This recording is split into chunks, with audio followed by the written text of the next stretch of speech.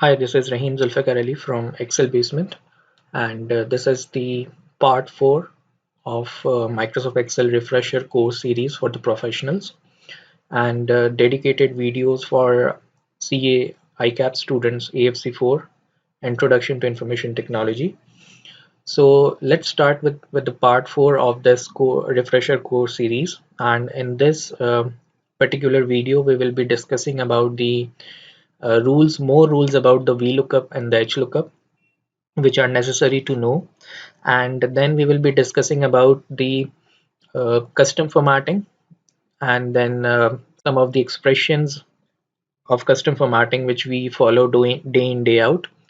Then we will be moving forward for discussing about the conditional formatting scenarios, and specific to the CA students we will be discuss about chapter number 5 in this particular part 4 video, and for the professionals who are watching this video can definitely hands-on and refresh the techniques of the formatting areas and the short tips and tricks to execute in their work at their workplace. Okay, so let's get started. Again, this video will be in bilingual English and Urdu so that uh, the particular audience can focus on the conceptual side rather than the grammatical and language side. So start करते हैं. We discussed in the last part video 3 about the VLOOKUP, और उसमें मैंने कुछ rules बताए थे. मज़ीद कुछ चीज़ें मैं ऐड ऑन करता हूँ और फिर हम इस टॉपिक को क्लोज करेंगे. तो VLOOKUP बेसिकली एक रेफरेंस फंक्शन है जो हमें हमारे एक रिक्वायर्ड वैल्यू को सर्च करके और उस डेटा में से फाइंड आउट करके एक्सट्रैक्ट करके देता है. देखें, VLOOKUP कोई कैलकुलेशन परफॉर्म नहीं करता. VLOOKUP एक डेटा, एक रिजल्ट वैल्यू को एक पोजीशन से फाइंड आउट करके हमें निकाल के दे रहा होता है. ठीक है, लेकिन अगर हमें किसी क्राइटेरिया के बेसिस पे कोई कैलकुलेशन करवानी है, एग्रीगेशन करवानी है, that we have also covered in the last video which is we can do with the help of some ifs और काउंट इफ्स फंक्शन. लेकिन इस वक्त VLOOKUP का जो मकसद होता है वो यही होता है कि यूज़र के पास एक बेस पॉइंट बेंचमार्क वैल्यू मौजूद है जिसके बेसिस पे वो एक अपना आउटपुट फेच करना चाह रहा है from the data, from the large data.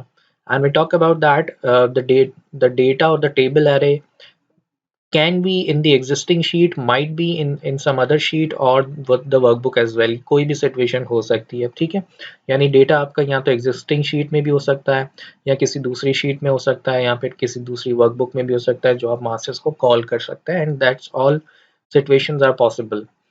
तो इनिशियली हमने लास्ट वीडियो में पार्ट 3 के अंदर which we discuss that how to write the VLOOKUP, और बेसिकली उसका प्राइमरीली फंक्शन होता क्या है, एक वैल्यू को फाइंड आउट करना और उस रिजल्ट वैल्यू को फाइंड आउट करना और हमें एक सेल के अंदर उसका रिजल्ट प्रोवाइड करना. सो लास्ट एग्जांपल में हमने ये कहा कि जी लुकअप वैल्यू मेरे पास कंपनी का नाम है, टेबल एरे हमारे पास डेटा सोर्स की रेंज है जिसे हम एब्सोल्यूट करते हैं by pressing F4. Column index number एक पॉजिटिव नंबर होता है और लास्ट वीडियो में मैंने आपको बताया था कि ये कभी भी नेगेटिव नंबर नहीं हो सकता, और अभी मैं थोड़ा सा इसको प्रूव भी कर देता हूँ. ठीक है, सो कॉलम इंडेक्स नंबर उस कॉलम का नंबर होता है जिसमें से आपकी एक आउटपुट वैल्यू फेच होगी. ठीक है, या रिटर्न होगी. तो इस वक्त मुझे इस ब्लू कंपनी की फैब की अमाउंट रिक्वायर्ड है जो इस वक्त मेरे डेटाबेस के लिहाज से तीसरा कॉलम है. ठीक है, जो सिलेक्शन होता है आपके डेटाबेस का, आप उस हिसाब से कॉलम्स के नाम्स को फाइंड आउट करते हैं, यानी कॉलम इंडेक्स नंबर को निकालते हैं. तो इस वक्त मैं 3 लिखूंगा यहाँ पर. और फिर मैंने लास्ट वीडियो में आपको ये भी बताया था पार्ट 3 में कि when to use the true and when we can use false. ठीक है, and these both values are called the boolean values in Microsoft Excel, true and false. Either you can write true or you can write 1 as well, it's your choice, or you can write false, or instead of writing false you can also write 0. So जैसे मैं इसको close करूंगा मेरे पास एक result आ जाएगा. Now what happens is कि for example अगर let suppose मैं जनवरी का जो डेटा है, जो कॉलम आपको यहाँ नजर आ रहा है, मैं उस डेटा को लेट सपोज कंपनी नेम के पास रिप्लेस कर दूं और कंपनी नेम्स का डेटा इस जनवरी के कॉलम्स के साथ रिप्लेस कर दूं. ठीक है, तो फॉर एग्जांपल इसको करते हैं, मैं सिर्फ डेटा एक्सचेंज कर रहा हूँ. ठीक है, उसकी पोजीशनिंग चेंज कर रहा हूँ मैं उस डेटा की.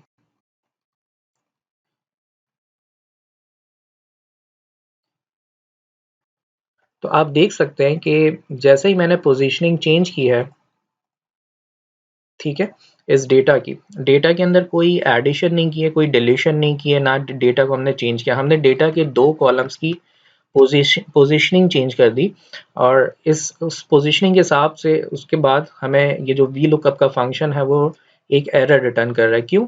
अब समझिएगा इस बात को कि ये जो आपकी लुकअप वैल्यू है, अब मजीद रूल्स मैं बताने जा रहा हूँ। कुछ रूल्स मैंने पार्ट 3 की वीडियो में बताए थे, अब ये पार्ट 4 है। तो बेसिकली आपकी जो लुकअप वैल्यू होती है वो हमेशा डेटाबेस के पहले कॉलम में सर्च होगी, ठीक है। Your lookup value will always be searching in the column 1 of your data, ठीक है जी। तो बहुत सिंपल अल्फाजों में मैंने बात कर दी। इसका मतलब ये जो ब्लू हमारी लुकअप वैल्यू है, क्या ये कॉलम 1 के अंदर मौजूद है? बिल्कुल नहीं मौजूद है, ठीक है। तो जब उसको लुकअप वैल्यू मिलेगी नहीं तो वो आगे आउटपुट कॉलम की तरफ जाएगा ही नहीं, वी लुकअप का फंक्शन, ठीक है। इसीलिए अल्टीमेटली एट द एंड वो आपको एक एरर रिटर्न करेगा which is #n/a not available, ठीक है। इसका मतलब column 1 of your database is reserve for searching the lookup value. Column 1 हमेशा रिजर्व्ड होता है, पहला कॉलम। और हमेशा आप अगर अपनी स्प्रेडशीट को इस स्क्रीन पर देखें तो आपके पास column A B C D E and so on 16,384 columns हैं। ये सारे कॉलम्स की अगर अलाइनमेंट पे थोड़ा सा गौर करें तो कॉलम ए जो है वो लेफ्ट साइड पर है। इसका मतलब जितने कॉलम्स आगे की तरफ जा रहे हैं वो राइट साइड की तरफ जा रहे हैं। यानी आपकी जो स्प्रेडशीट है वो स्टार्ट होती है लेफ्ट साइड से और वो राइट साइड की तरफ मूव करती है, बढ़ती है। यानी जितने भी आगे कॉलम्स है वो सारे राइट साइड पर है, ठीक है। इसी तरह से जब डेटा पॉपुलेट होता है तो डेटा भी लेफ्ट साइड से पॉपुलेट होना स्टार्ट होता है और जैसे जितने जितने एट्रीब्यूट्स और फील्ड्स होती हैं, जो कॉलम्स होते हैं, वो राइट साइड की तरफ होते हैं उस डेटा से रिलेटेड। सो बेसिकली पहली लिमिटेशन तो ये है कि जो कॉलम इंडेक्स नंबर होता है वो पॉजिटिव इसीलिए होता है। ये जो 3 अगर आप देखें मेरी स्क्रीन पर, ये हमने पॉजिटिव नंबर इसलिए दिया है कि जो रिटर्न कॉलम का नंबर होगा वो राइट साइड की तरफ होगा। डेटाबेस अपोजिट साइड पे नहीं आ सकता, यानी बैक एंड पे ये रन नहीं कर सकता। अगर कभी ऐसी सिचुएशन हो कि हमें बैक एंड आना पड़े, ठीक है, तो फिर हम एक्सेल के अंदर हमारे पास डेफिनेटली वो फंक्शन मौजूद है that is called index and match, जो कि सीए के स्टडी टेक्स्ट या एग्जाम का पार्ट नहीं है। लेकिन उसकी अलग से जो मैंने वीडियोस बनाकर रखी है इंडेक्स और मैच की मेरे यूट्यूब चैनल पर, you can go and visit Excel basement और वहाँ पर आप डिफरेंट सिनेरियोज में इंडेक्स मैच की वीडियोस आपको मिल जाएंगी। But specific to the fundamentals of the VLOOKUP and some rules and which are important for the examination point of view, वो ये है कि जी आपकी स्प्रेडशीट, क्योंकि इसका जो स्ट्रक्चर है बेसिकली एप्लीकेशन का वो लेफ्ट टू राइट है, इसी तरह से डेटाबेस भी लेफ्ट टू राइट पॉपुलेट होता है। तो कॉलम इंडेक्स नंबर जहाँ से आपको एक वैल्यू रिटर्न होनी है वो आगे वाले कॉलम से रिटर्न होनी है, यानी राइट वर्ड्स वाले किसी कॉलम से रिटर्न होगी। इसीलिए हम पॉजिटिव नंबर लिखते हैं, नेगेटिव नंबर नहीं लिखते। और हम 1 को इसीलिए यहाँ पर यूटिलाइज नहीं करते, जैसे आपको नजर आ रहा होगा मैंने यहाँ 3 लिखा है। मैं 1 इसलिए नहीं लिखता क्योंकि 1 जो पहला कॉलम है डेटाबेस का वो हमेशा रिजर्व्ड होता है लुकअप वैल्यू को फाइंड आउट करने के लिए। सो लुकअप वैल्यू हमेशा कॉलम 1 में फाइंड आउट होगी। फाइंड होने के बाद वो जिस पोजीशन पर वैल्यू वी लुकअप को मिल जाएगी, तो जो नंबर हमने आउटपुट इंडेक्स कॉलम इंडेक्स का डिफाइन किया होगा वो उतने कॉलम्स आगे जाके मुझे एक रिक्वायर्ड रिजल्ट निकाल कर देगा। तो अगर मैं इस अगेन डेटा की पोजीशनिंग थोड़ी सी चेंज कर दूं, ठीक है, तो आप देख सकते हैं कि जैसे ही मैंने डेटा की पोजीशनिंग चेंज की तो मेरे पास एक वैल्यू आ गई, वीलुकअप ने मुझे एक्सट्रैक्ट करके दी। वो इसीलिए क्योंकि पहले ब्लू जो है वो कॉलम 1 में फाइंड आउट हुआ और जैसे ही उसको वैल्यू मिल गई यहाँ पर कॉलम 1 में, तो फिर हमने कहा कि जब आप वैल्यू मिल जाए तो किस कॉलम की तरफ बढ़ जाए, तीसरे कॉलम की तरफ बढ़ जाए। तो ये पहला कॉलम, दूसरा और ये तीसरा, third one is the column which represent the number of sales for the month of Feb, ठीक है। तो वहां से मेरे पास एक वैल्यू एक्सट्रैक्ट होके आ गई। सो आई होप आपको ये रूल याद हो गया होगा, ठीक है, जो इम्पोर्टेंट है।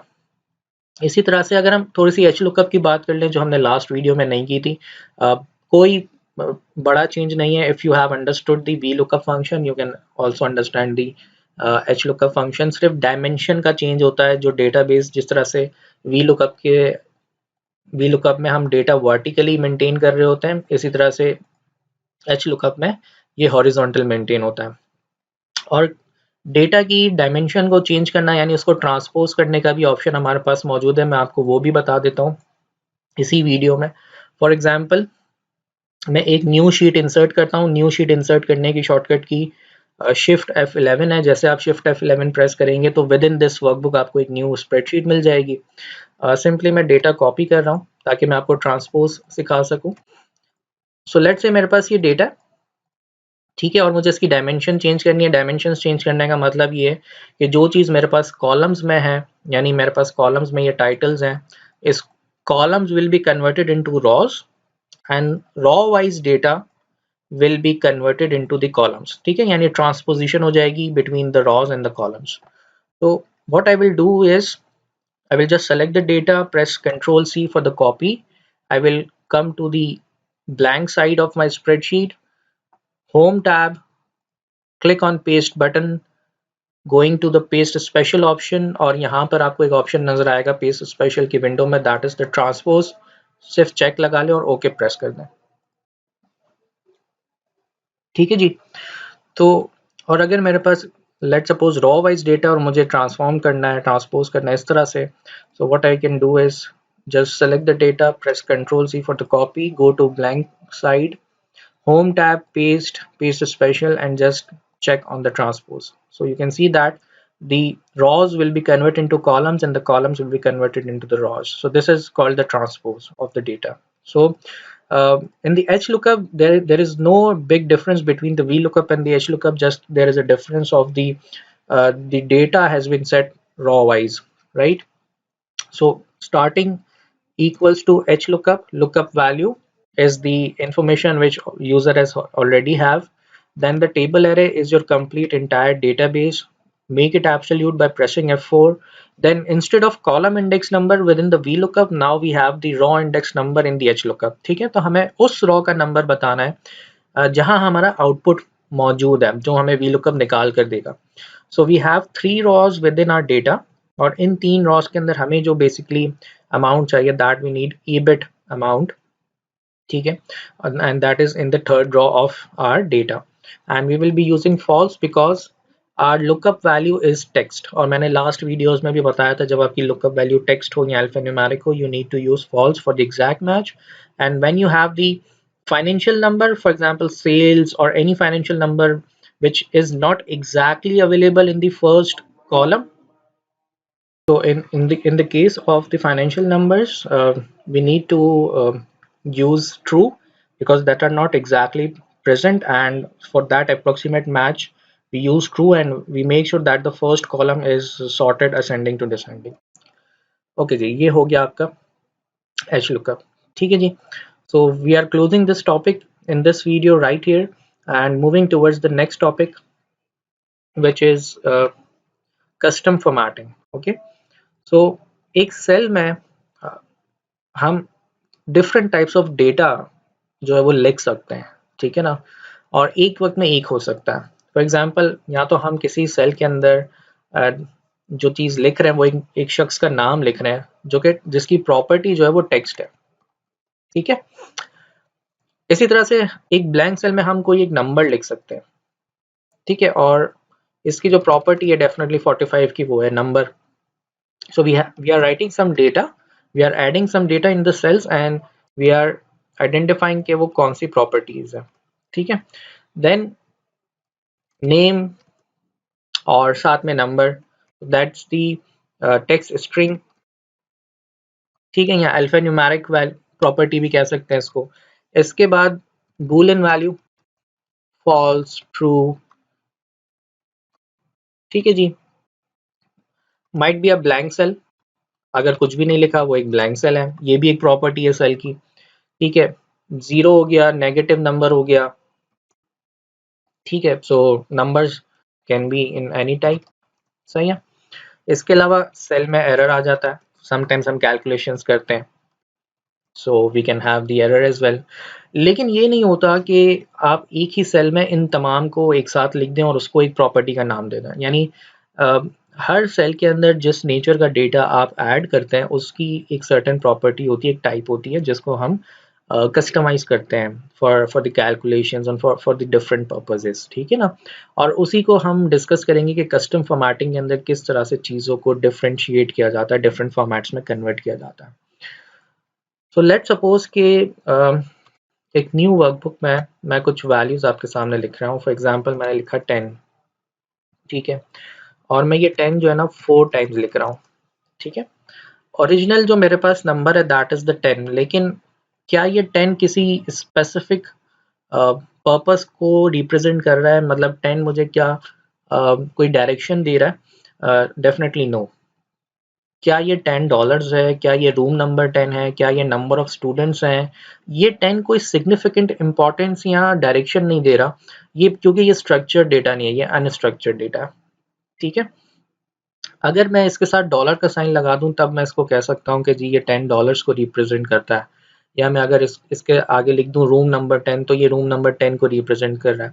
सो बेसिकली जब हमारे पास एक्सेल में डेटा हमें मिलता है या तो किसी एप्लीकेशन के थ्रू या हम मेंटेन कर रहे होते हैं, तो हम उसमें डिफरेंशिएट करते हैं ताकि हम उसको डिफरेंट रिपोर्ट्स में या पर्पस इसमें इस्तेमाल कर सकें। तो उसके लिए हम कस्टम फॉर्मेटिंग या सेल्स की फॉर्मेटिंग्स को यूज़ करते हैं। जनरली आपके पास होम टैब के अंदर नंबर का एक ग्रुप मौजूद है जिसमें आपके पास आपको प्री बिल्ट डिफरेंट फॉर्मेट्स नज़र आएंगे कि आपको ये जो 10 वैल्यू है इसको किस फॉर्मेट में कन्वर्ट करना है, into currency, into accounting format, short date, long date, percentages, fractions, ठीक है जी। तो और सेल की जो मेजोरिटी ऑफ द टाइम्स जो है कस्टम फॉर्मेटिंग के अंदर 4 डिफरेंट टाइप्स होती हैं, ठीक है। उसको अभी हम डिस्कस करने जा रहे हैं, ठीक है। सो फॉर एग्जांपल ये जो D2 सेल है मेरी स्क्रीन पर, मैं इसमें कुछ सेक्शंस डिफाइन करूंगा कस्टम फॉर्मेटिंग के थ्रू, और मैं आपको एक इसकी सिग्निफिकेंट इंपॉर्टेंस बताऊंगा कि ये क्यों ज़रूरी है।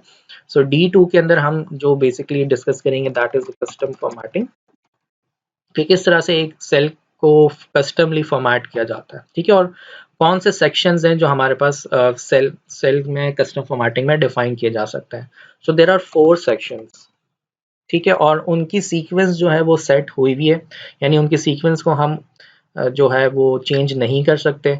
सबसे पहले हमारे पास जो कस्टम फॉर्मेटिंग के अंदर सेक्शंस की अगर हम बात करें, तो जो जिसको हम कस्टमाइज करते हैं वो सबसे पहले हम पॉजिटिव नंबर्स के लिए वो सेक्शन रिजर्व हुआ हुआ है, पॉजिटिव नंबर्स। इसके बाद नेगेटिव नंबर्स,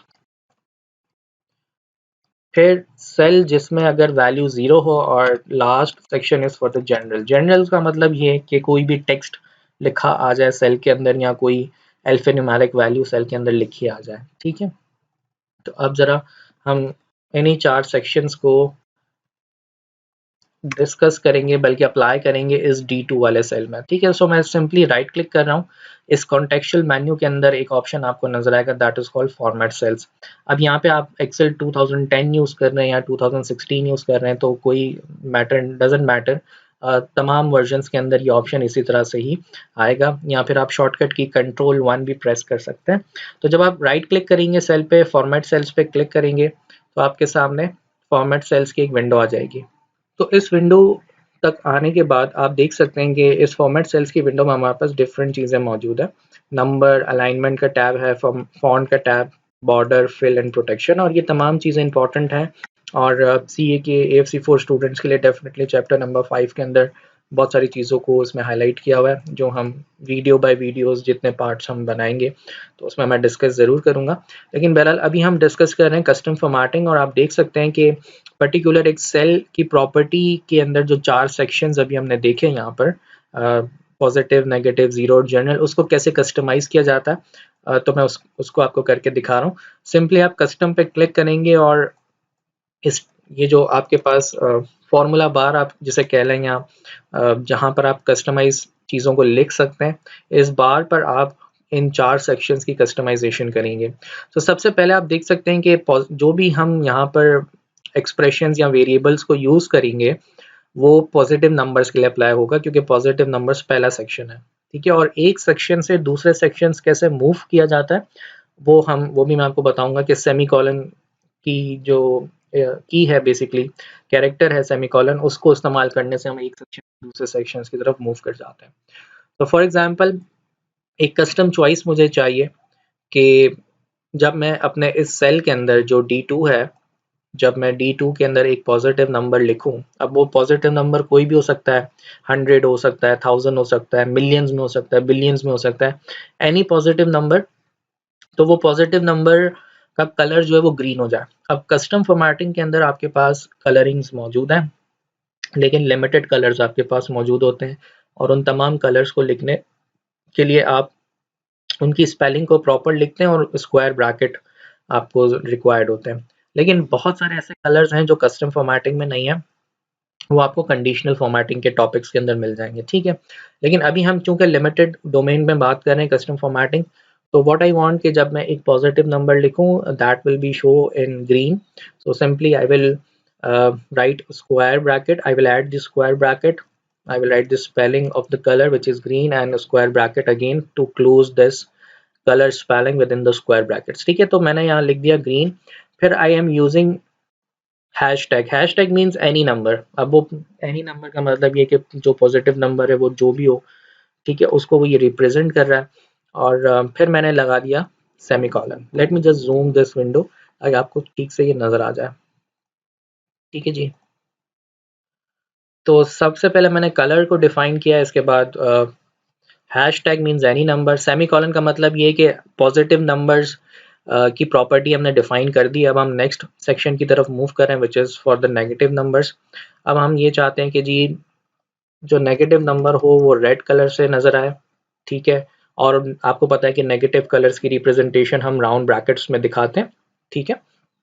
तो सिंपली मैंने यहाँ पर स्क्वायर ब्रैकेट या राउंड ब्रैकेट लगा दिया, सॉरी स्क्वायर ब्रैकेट नहीं, दैट्स द राउंड ब्रैकेट, ठीक है। नेगेटिव नंबर्स की रिप्रेजेंटेशन राउंड ब्रैकेट्स में, सो round bracket hashtag again one more round bracket. तो सिंपली इसका मतलब ये हुआ इस पर्टिकुलर इक्वेशन का कि जी नेगेटिव नंबर राउंड ब्रैकेट्स में होगा और रेड कलर के साथ मुझे नजर आएगा, ठीक है जी। फिर वन मोर सेमीकोलन, इसका मतलब ये कि हमने नेगेटिव सेक्शन के अंदर कस्टमाइजेशन कर लिया। अब हम थर्ड सेक्शन की तरफ बढ़ते हैं जिसमें अगर सेल में जीरो होगा तो उसके साथ हमें कौन सी सेटिंग्स चाहिए। तो लेट सपोज मैंने कहा जी येलो कलर होना चाहिए जब भी सेल के अंदर जीरो होगा। और लास्ट सेक्शन कौन सा होता है, जनरल होता है कि फॉर एग्जांपल अगर सेल में आपने कोई पर्टिकुलर कस्टमाइज टेक्स्ट लिखा है या कोई अल्फा न्यूमेरिक वैल्यू लिखी है, तो उसमें हम चाहते हैं कि वो ब्लू कलर से नजर आए, और यहाँ पर हम जनरल लिख देंगे। जनरल का मतलब any kind of customise text, ठीक है। तो ये चार सेक्शंस की प्रॉपर्टीज को डिफाइन करने के बाद आई विल प्रेस ओके, और अब आप देख सकते हैं जैसे ही मैं एक पॉजिटिव नंबर लिखता हूँ सेल में तो वो ग्रीन कलर से नजर आ रहा है, जैसे ही मैं कोई नेगेटिव नंबर लिखता हूँ तो वो रेड कलर से नजर आ रहा है। और देखें राउंड ब्रैकेट्स के अंदर वो मुझे दिख रहा है क्योंकि हमने कस्टमाइजेशन के वक्त इसी सेटिंग्स को अप्लाई किया था। अगर मैं जीरो लिखता हूँ तो वो येलो कलर से नजर आता है, और लेट्स सपोज कोई भी टेक्स्ट मैं सेल में ऐड करता हूँ तो वो ब्लू कलर से नजर आ रहा है। अब ऐसा नहीं है कि ग्रीन रेड ब्लू येलो ये चारों सेक्शंस की जो प्रॉपर्टीज थी वो सारी एक साथ आ जाएंगी यहाँ पर। फॉर एग्जाम्पल अगर मैंने पॉजिटिव नंबर भी इसमें लिख दिया, नेगेटिव नंबर भी लिख दिया, रहीम भी लिख दिया, जीरो भी लिख दिया, तो ओवरऑल इसकी जो प्रॉपर्टी है वो क्या होगी, टेक्स्ट स्ट्रिंग होगी, डेफिनेटली अल्फा न्यूमेरिक होगी। तो अल्फा न्यूमेरिक यानी जनरल कैटेगरी है, ठीक है। तो सेल में एक वक्त में एक सेक्शन होता है, यानी हम जो जिस क्योंकि डेटाबेस की अगर हम बात करें प्रैक्टिकली, तो हम सेल में एक वक्त में एक नेचर ऑफ डेटा को ऐड करते हैं और फिर हम मजीद उसको कैलकुलेशंस में या रिपोर्टिंग्स के अंदर जो है वो दिखाते हैं, ट्रांसफॉर्म कर रहे होते हैं। तो यहाँ तो सेल के अंदर एक वक्त में कोई पॉजिटिव नंबर होगा, ठीक है, यहाँ पर वो कोई एक नेगेटिव नंबर होगा। इसी तरह से ये चार सेक्शंस होते हैं कस्टम फॉर्मेटिंग के अंदर। सो आई होप ये कॉन्सेप्ट आपको क्लियर हो गया होगा कि एक सेल के चार सेक्शंस होते हैं कस्टम फॉर्मेटिंग में, जो एक वक्त में एक सेक्शन अपने आप को रिप्रेजेंट करता है जिस तरह का डेटा सेल में ऐड करते हैं, ठीक है। अब जरा बात करते हैं ये जो मैंने वैल्यू लिखी है 10 मल्टीपल टाइम्स, इसकी भी आप कस्टम मतलब फॉर्मेटिंग कर सकते हैं डिफरेंट तरीके से। फॉर एग्जांपल इस 10 को मुझे एज अ करेंसी दिखाना है तो मैं एज इसको करेंसी दिखा सकता हूँ, ठीक है। अब क्योंकि ये स्ट्रक्चर हो गया, इस $10 का मतलब है कि भाई ये $10 है, ठीक है।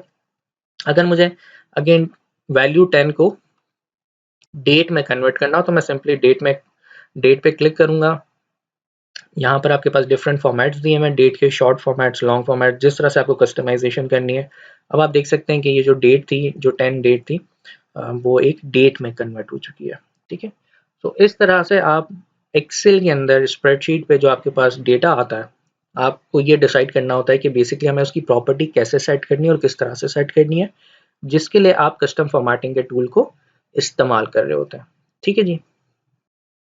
तो अब हम कंडीशनल फॉर्मेटिंग के टॉपिक को डिस्कस करेंगे, जो कि अगेन प्रोफेशनल्स के लिए भी एज अ रिफ्रेशर इम्पॉर्टेंट है, और सी ए एफ सी 4 के चैप्टर नंबर 5 में इंक्लूडेड है ये topic.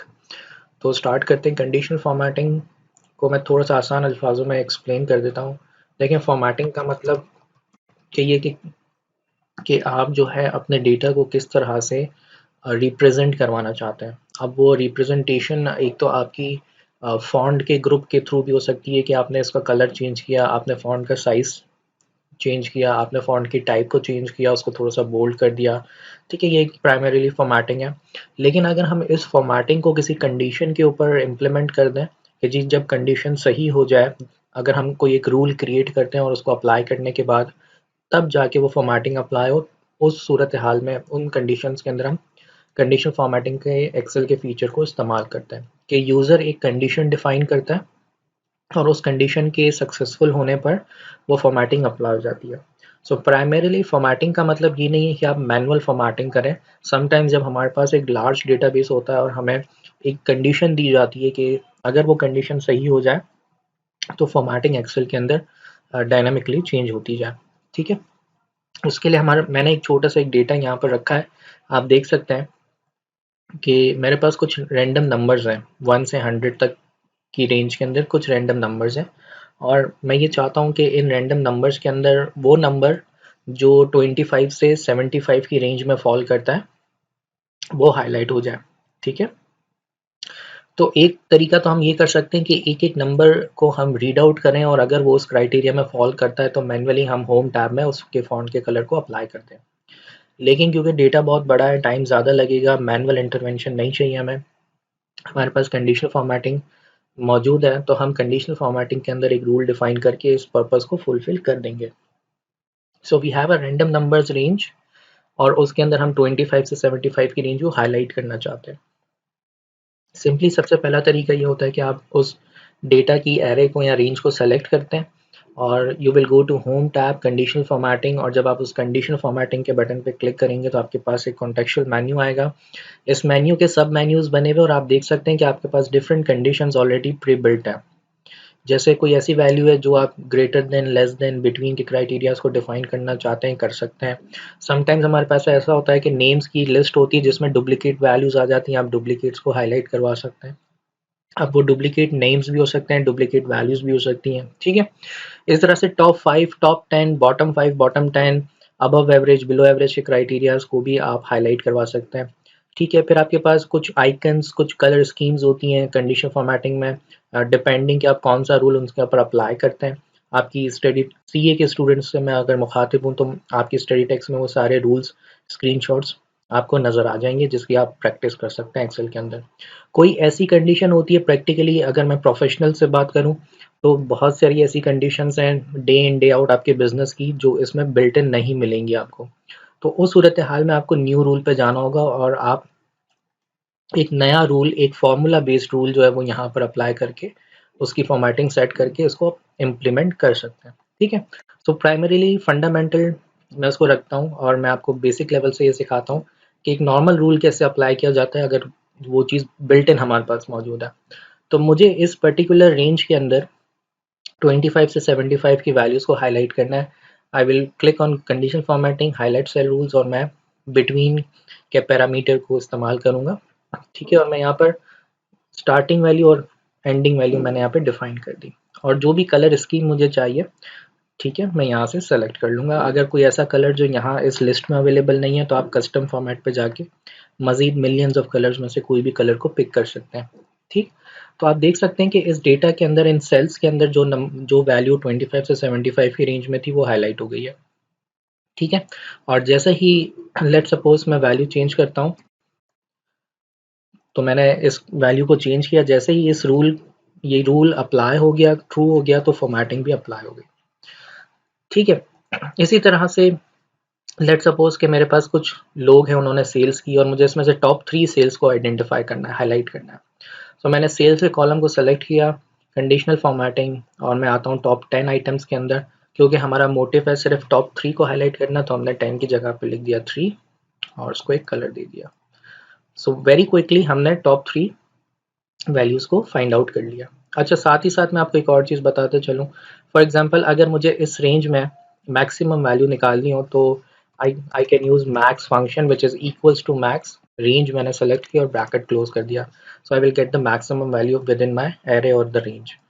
But if I want minimum value, equals to min, range को सेलेक्ट किया और मिनिमम वैल्यू आपने निकाल ली। ठीक है, सो मैक्सिमम से हमेशा आपके पास एक हाईएस्ट अमाउंट आती है और मिनिमम से आपके पास एक हमेशा डेटा की लोवेस्ट वैल्यू आती है, एक्सट्रैक्ट होती है। बट फॉर एग्जांपल अगर आपसे जो है हम ये पूछें कि जी इस डेटा के अंदर मुझे सेकंड हाईएस्ट वैल्यू निकालनी है, सो सेकंड हाईएस्ट वैल्यू जो है वो 40221 है। तो मुझे यहाँ पर एक ऐसा फंक्शन एग्जीक्यूट करना है जो मुझे सेकंड हाईएस्ट वैल्यू निकाल कर दे, एक्सट्रैक्ट करके दे फ्रॉम द डेटा। तो मेरे पास एक फंक्शन है विच इज़ कॉल्ड, यानी एक्सेल में हमारे पास एक फंक्शन मौजूद है, equals to large bracket open. सबसे पहले वो कह रहा है एरे डिफाइन करें, यानी सबसे पहले आप रेंज को सेलेक्ट करें और फिर जो वैल्यू आपको एक्सट्रैक्ट करनी है, फॉर एग्जांपल अगर आपको सेकंड हाईएस्ट वैल्यू एक्सट्रैक्ट करनी है तो आपने 2 लिखा है यहाँ पर। ठीक है, अगर आपको थर्ड हाईएस्ट वैल्यू डेटा में से निकालनी होगी तो आप 2 की जगह 3 लिखेंगे। तो जैसे मैं एंटर प्रेस करता हूँ, आप देख सकते हैं बहुत आसान तरीके से मेरे पास सेकंड हाईएस्ट वैल्यू एक्सट्रैक्ट हो गई। फॉर एग्जांपल अगर आपको थर्ड हाईएस्ट वैल्यू एक्सट्रैक्ट करनी है, तो आपने 3 लिख दिया, आपके पास थर्ड हाईएस्ट वैल्यू आ जाएगी। तो लार्ज फंक्शन से हम second highest, third highest, fourth highest value निकाल सकते हैं। इवन हम हाईएस्ट वैल्यू भी निकाल सकते हैं। अगर टेक्निकली मैं इसको यहाँ 1 लिख दूँ, तो लार्ज का फंक्शन सेम काम करेगा जिस तरह से मैक्स के फंक्शन ने काम किया। ठीक है जी, इसी तरह से लार्ज का अपोजिट हमारे पास एक और फंक्शन है which is called small function. For example अगर आपसे पूछा जाता है कि सेकंड स्मॉलेस्ट वैल्यू निकालनी है, थर्ड स्मॉलेस्ट वैल्यू निकालनी है, तो उसके लिए आप स्मॉल के फंक्शन को इस्तेमाल कर सकते हैं। ठीक है, क्योंकि मिनिमम का फंक्शन आपको हमेशा लीस्ट वैल्यू रिटर्न करेगा, वेयरएज स्मॉल के अंदर आपके पास चॉइस होती है कि आप लीस्ट में से कौन सी लीस्ट वैल्यू निकालना चाहते हैं, सेकंड लोवेस्ट, थर्ड लोवेस्ट। ठीक है जी, तो यहाँ पर मैंने कुछ फंक्शंस भी कवर कर दिया आपके लिए। ठीक है जी, तो ये कंडीशनल फॉर्मेटिंग है। प्लस अगर आप कंडीशनल फॉर्मेटिंग में हाइलाइट्स नहीं करना चाहते हैं, आपको कुछ आइकन सेट्स की ज़रूरत है, या आपको डेटा बार्स, फॉर एग्जांपल मैं आपको डेटा बार्स के बारे में बताता हूँ। किसी भी रूल को क्लियर करने के लिए आपके पास चॉइस होती है, या तो आप कंडीशनल फॉर्मेटिंग में जाएं, clear rule from selected cells, यानी जो रेंज आपने सेलेक्ट की है उस पर क्लिक कर दें तो रूल यहाँ से डिलीट हो जाएगा। अदरवाइज दूसरी आपके पास प्रेफरेंस ही होती है कि आप मैनेज रूल्स पे क्लिक करते हैं और यहाँ से रूल्स को एडिट भी कर सकते हैं और डिलीट भी कर सकते हैं। ठीक है जी, सो मैंने यहाँ से रूल को डिलीट कर दिया और ओके प्रेस कर दिया। सही है। अच्छा जी, तो समटाइम्स ये होता है कि आपको तमाम सेल्स में कलरिंग चाहिए होती है according to the highest and lowest values. उसके लिए हम डेटा बार्स के अंदर कलर स्कीम्स को इस्तेमाल करते हैं। तो आप देख सकते हैं कि इस वक्त मेरे पास डेटा के अंदर जो सबसे हाईएस्ट वैल्यू है वो है 42,220, जो कि जिसका पूरा सेल इस वक्त फिल हो चुका है एक कलर से। और and according to this number, maximum number, बाकी के मेरे सेल्स देख रहे हैं कि उनके अंदर कलर का वॉल्यूम जो है वो एलोकेट हुआ हुआ है। सही, तो इस तरह से भी विजुअलाइजेशन को देखा जाता है। फिर हमारे पास कलर स्केल्स की कैटेगरी है। इसके अंदर भी हम पैटर्न्स को बड़ी आसानी से रीड आउट कर सकते हैं। मैं आपको एक छोटा सा डेटा क्रिएट करके यहाँ पर दिखाता हूँ। फॉर एग्जांपल मेरे पास यहाँ पर एक डेटा है वीक डेज का। ठीक है, मैं वीक डेज यहाँ लिख रहा हूँ एंड मंडे से लेट सपोज हम यहाँ पर करते हैं सैटरडे संडे। ठीक है जी, और यहाँ पर हम लिख लेते हैं टाइमिंग्स 10 AM, और फिर हम इसको यहाँ पर नेक्स्ट सेल में लिखते हैं 11 AM। ठीक है, सो आर्ली बेसिस पे मेरे पास तमाम डेज का जो है डेटा मौजूद है, यानी सुबह 10 बजे से रात 8 बजे तक, मंडे से संडे तक हमारी शॉप है, या कोई लेट सपोज कोई मॉल है, और वहाँ पे बहुत सारी शॉप्स हैं, वहाँ सेल्स होती हैं, और जो सेल्स होती हैं डेफिनेटली जब सेल्स होती हैं तो हमें डे एंड पे पता चलता है कि टोटल सेल्स कितनी हुई हैं। सो मैं एक रैंडम वैल्यूज़ का फंक्शन यहाँ पर अप्लाई कर रहा हूँ जो रैंड बिटवीन का है, जो मुझे स्मॉलेस्ट और हाईएस्ट नंबर में से पर्टिकुलर रैंडम वैल्यूज जनरेट करके देता है।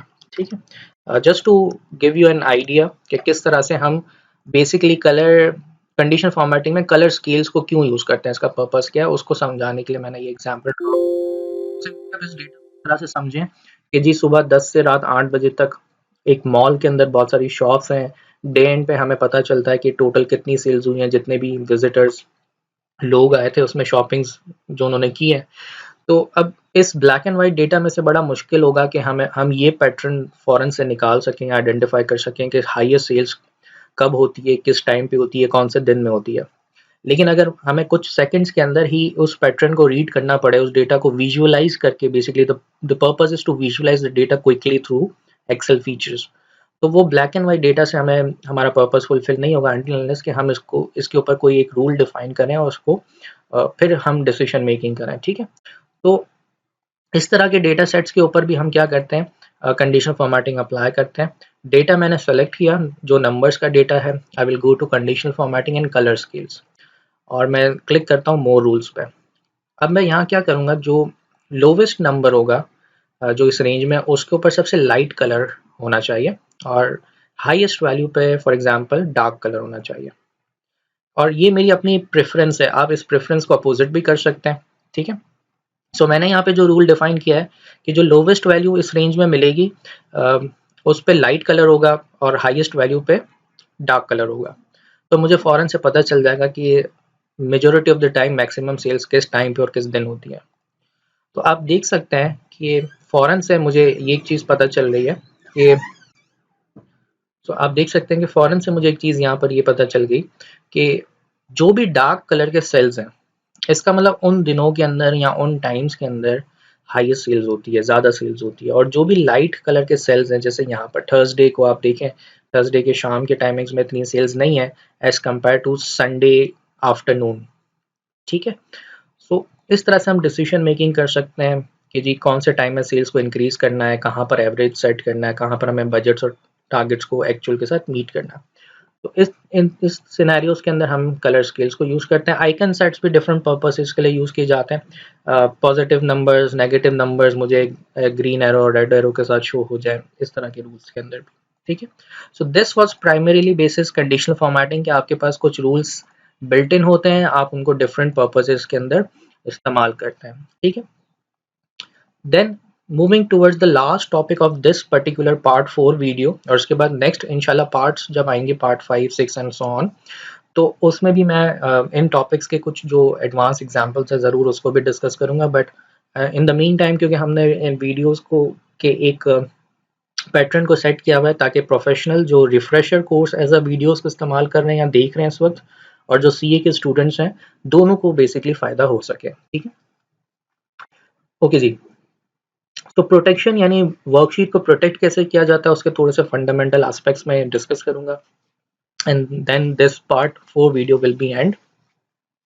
सो let's get start. For example, अगर आपको इस पर्टिकुलर शीट को प्रोटेक्ट करना है, ठीक है, तो वो कैसे करेंगे। You have a review tab, ठीक है, और इस रिव्यू टैब के अंदर हमारे पास एक प्रोटेक्ट का ग्रुप है, और उसमें एक ऑप्शन है आपके पास प्रोटेक्ट शीट। जब आप उस पर क्लिक करते हैं तो आपको एक पासवर्ड अप्लाई करना होता है, ठीक है, और वो पासवर्ड केस सेंसिटिव होता है। बाय डिफॉल्ट दो चीज़ों पे चेक लगा हुआ है, allow all users of this worksheet to select the lock cell, select the unlock cells, यानी सिलेक्शन बेसिकली अलाउ करते हैं हम, ये इस पे डिफॉल्ट है।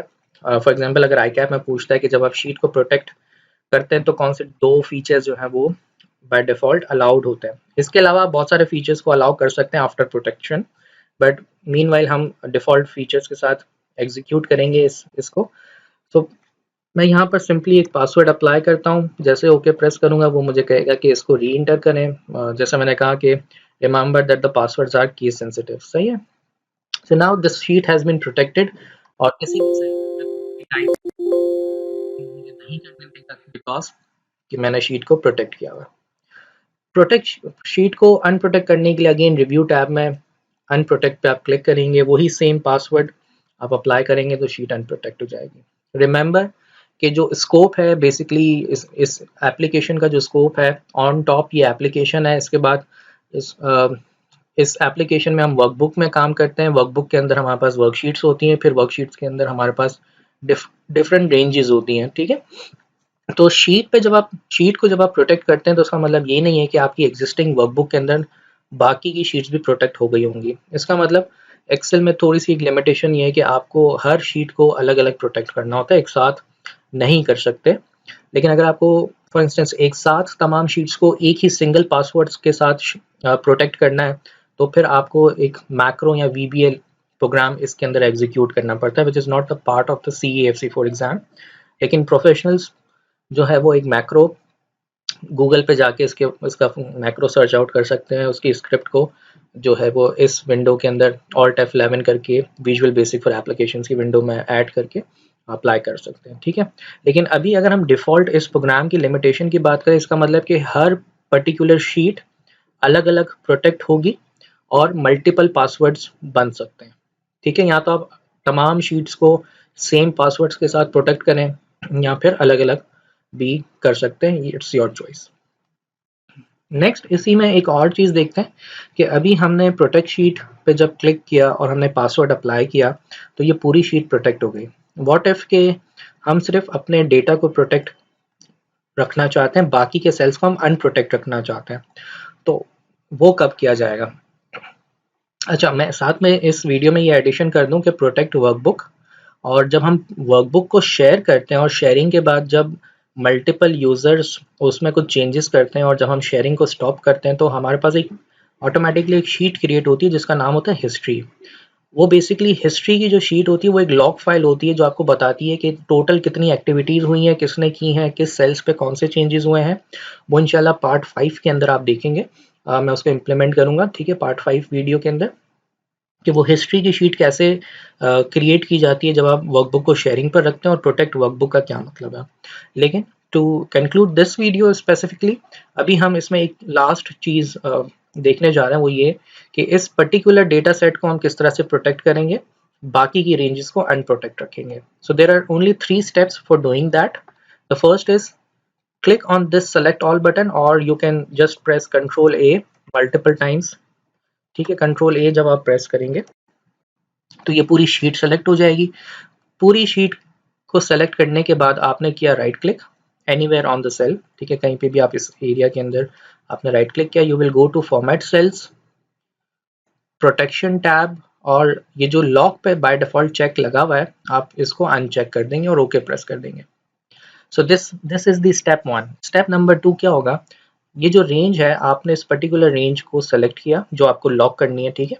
आपने इस रेंज को सेलेक्ट किया, right click, format cells, again आप प्रोटेक्शन के टैब पर मौजूद हैं और आप लॉक पे चेक ऐड कर देंगे और ओके कर देंगे, ठीक है। This was the second step. Last step will be you will go to review tab, click on protect sheet, apply the password whatever you want, ठीक है, एंड प्रेस ओके। अब देखिए जब मैं इस डेटा के अंदर किसी सेल की वैल्यू को चेंज करूंगा,